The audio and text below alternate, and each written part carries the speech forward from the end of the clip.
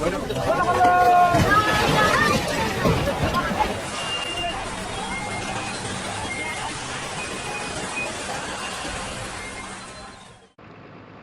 everyone. The story begins in the highlands of Brazil, where dawn broke like any other day.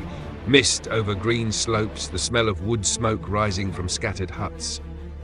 Yet beneath the earth, something ancient was stirring. At first it was a murmur, a vibration that rattled cups and made chickens flutter nervously. Villagers thought it was thunder, but then the sound deepened into a roar. Not of the sky, but of the mountain itself. A terrifying crack split the silence.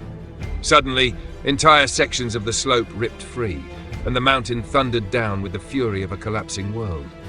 Rocks the size of houses tumbled like toys. Trees, once rooted for centuries, were torn out and hurled into the abyss. Mud, thick and suffocating, became a black wave that rushed with unstoppable speed into the valley below.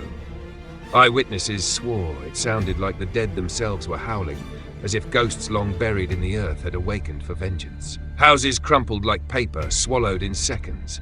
A grandmother's mourning fire, a child's laughter, a farmer's half-tilled soil, all buried under a wall of earth. Across Brazil, news channels cut into their broadcasts, reporting the unthinkable. An entire village was being erased.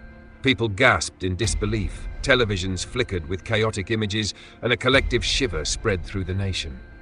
The mountain had awakened, and Brazil was stunned. The rain had already been relentless for days. Sheets of water poured from the heavens, hammering the valleys without mercy. Brazil's rivers, swollen and angry, had been groaning under the pressure. But when the landslide thundered into their channels, everything changed. The rivers were no longer rivers. They became graves. Water that once nourished the fields turned into a churning broth of mud, debris, and sorrow. Streets vanished, erased in minutes, leaving behind currents where cars once drove and children once played. Entire neighborhoods were drowned, their rooftops peaking above the muddy waves like desperate hands reaching for air. From the air, helicopters captured the shocking sight. Whole communities dissolved into brown chaos, as if a cruel hand had smeared them off the map.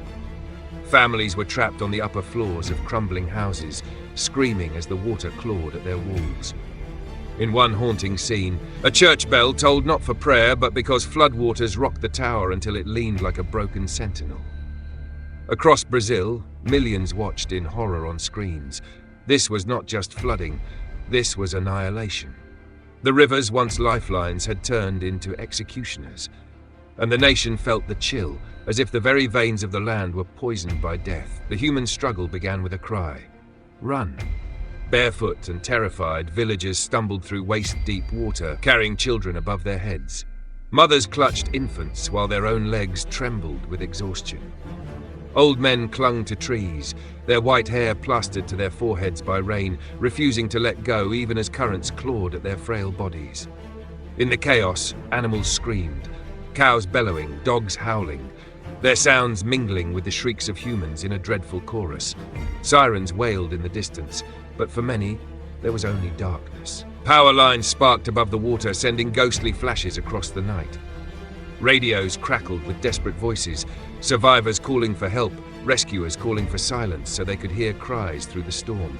Some fled onto rooftops, their silhouettes outlined by lightning, like spirits clinging to the last breath of life. Others disappeared without a trace, pulled under by the swirling mud, leaving behind only bubbles and silence. Brazil, glued to televisions, felt every heartbeat of terror. On social media, words like haunting, apocalypse, and end began to trend. The terror of survival was not confined to the valley. It seeped into every living room, every heart across the country.